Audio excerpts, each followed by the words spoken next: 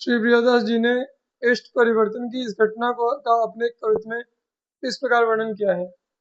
अली भगवान राम सेवा सावधान मन वृंदावन, आए कछु और रीति भई है। देखे रास मंडल में बिहरत रस रास बाढ़ी, छवि प्यास दृग सुधि बुधि गई है। नाम धरी रास ओ बिहारी, सेवा प्यारी लागी। खगी ही मांझ गुरु सुनी बात नहीं है। विपिन पधारे आप जाए पग धारे, शीस ईस मेरे तुम सुख पायो कही दई है। श्री विठल विपुल देव जी। श्री विठल विपुल देव जी का जन्म मार्गशीर्ष शुक्ल 5 संवत 1532 विक को हुआ था। आपके पिता का नाम श्री गुरुजन जी और माता का नाम कौशल्या देवी था। महात्मा विठल विपुल देव बड़े भगवत भक्त और रसिक थे। उनके नेत्र, कान और अधर आदि भगवान की रूप रस माधुरी से सदा संप्लावित रहते थे। वे रसिक राज स्वामी हरिदास जी के शिष्य थे, समकालीन थे। उनके अनन्य गुरुनिष्ठा थी। स्वामी जी के वे विशेष कृपा पात्र थे। विठल विपुल देव हरिदास जी के ममेरे भाई थे। उनसे अवस्था में कई वर्ष बड़े थे। वे कभी कभी हरिदास जी के साथ उनकी बाल्यावस्था के समय भगवत लीला अनुकरण में सम्मिलित हो जाया करते थे। उनके संस्कार पहले से पवित्र और शुद्ध थे। 30 वर्ष की अवस्था में विठल विपुल देव वृंदावन गए। उन्हें कुंज कुंज में भगवान श्री कृष्ण की लीला माधुरी की सरस अनुभूति होने लगी। साथ ही साथ स्वामी हरिदास के संपर्क और सत्संग का भी उन पर विशेष प्रभाव पड़ा। अपने गुरु आशुधीर जी महाराज की आज्ञा से हरिदास जी ने उन्हें दीक्षित कर लिया। वे उनकी कृपा से वृंदावन के मुख्य रसिकों में गिने जाने लगे। वे परमोत्कृष्ट त्यागी और सुदृढ़ रसोपासक थे। दीक्षित होने के बाद उन्होंने वृंदावन को अपना स्थायी निवास स्थान चुना। संवत 1631 में स्वामी हरिदास के नित्य धाम पधारने पर संतों और महंतों ने उन्हें उनकी गद्दी सौंपी। बड़े आग्रह और अनन्य विनय के बाद उन्होंने उत्तराधिकारी होना स्वीकार किया। गुरु विरह के दुख से कातर होकर उन्होंने आंखों में पट्टी बांध ली थी। जिन नेत्रों ने रसिक राजेश्वर हरिदास के दिव्य अंगों का माधुर्य पान किया था, उनसे संसार का दर्शन करना उनके लिए सर्वथा असह्य था। वे बड़े भावुक और सहृदय थे। एक बार वृंदावन की संत मंडली ने रास लीला का आयोजन किया। सर्वसम्मति से महात्मा विठल विपुल देव को बुलाने का निश्चय किया गया। रसिक प्रवर व्यास जी के विशेष आग्रह पर वे रास दर्शन के लिए उपस्थित हुए। उनके नेत्रों से अश्रुओं की धारा बह रही थी। शरीर वश में नहीं था। रास आरंभ हुआ। प्रिया प्रियतम की अद्भुत पदनूपुर ध्वनि पर उनका मन नाच उठा। दिव्य दर्शन के लिए उनके हृदय में तीव्र लालसा जग उठी। विलंब असह्य हो गया। भगवान से भक्ति विरह पीड़ा न सही गई। उनकी आह्लादनी शक्ति रसमयी रास स्थित श्री रासेश्वरी ने कहा, मेरे दर्शन करो, मैं राधा हूँ। नित्य केली के साहचर्य रस के स्मरण मात्र ने भावावेश में उन्हें दर्शन के लिए विवश किया। उन्होंने पट्टी हटा दी। नेत्रों ने रास रसिक शेखर नंद नंदन और राधा रानी का रूप देखा। वे खुले तो खुले ही रह गए। पट्टी अपने स्थान पर पड़ी रह गई। विठल विपुल देव ने रासस्थ भगवान और उनकी भगवत्ता स्वरूपता साक्षात राधा रानी के दर्शन किए और उनकी भगवत्ता स्वरूपा साक्षात राधा रानी के दर्शन किए।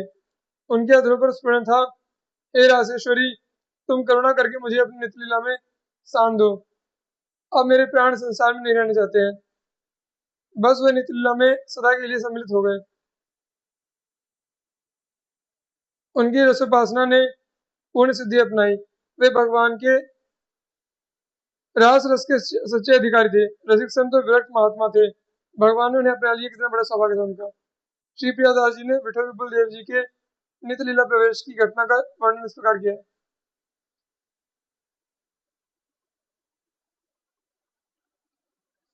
स्वामी हरिदास जी के दास दास बिठल हैं, गुरु से वियोग दाह उपज्यो अपार है।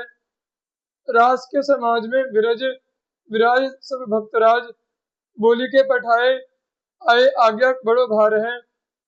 युगल स्वरूप अवलोकि नाना नृत्य भेद, गान तान कान सुनी रही न संभार है।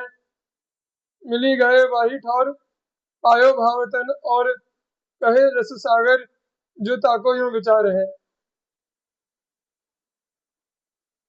श्री जगन्नाथ थानेश्वरी जी। श्री जगन्नाथ थानेश्वरी जी महाराज श्री गौरांग महाप्रभु के शिष्य थे। आप बड़े ही संत सेवी महात्मा थे और संतों को भगवान का ही प्रतिरूप मानते थे। एक बार आपके मन में श्री जगन्नाथपुरी जाकर महाप्रभु श्री जगन्नाथ जी के दर्शन की अभिलाषा हुई, परंतु फिर मन में आया कि मेरे घर पर न रहने से संतों का ठीक से सत्कार न हो पाएगा, अतः संत सेवा छोड़कर भगवान का दर्शन करने जाना उचित नहीं। भगवान का दर्शन करने से मेरा व्यक्तिगत कल्याण तो होगा, परंतु यहाँ संतों को कष्ट होगा। ऐसा सोचकर आपने पुरी जाने का कार्यक्रम स्थगित कर दिया। तब आपके एक शिष्य ने सलाह दी, महाराज आप 3 दिन के लिए श्री जगन्नाथपुरी की यात्रा पर चलिए, उतने दिन तक अन्य लोग यहाँ काम संभाले रहेंगे। शिष्य की बात आपको ठीक लगी और आपने पुनः चलने का मन बना लिया। भगवान जगन्नाथ जी ने आपका अपने प्रति प्रगाढ़ प्रेम और संतों के प्रति अनन्य निष्ठा एवं सेवा भावना देखी तो गदगद हो गए तथा लगातार 3 दिनों तक उन्होंने घर पर ही आपको दर्शन दिया।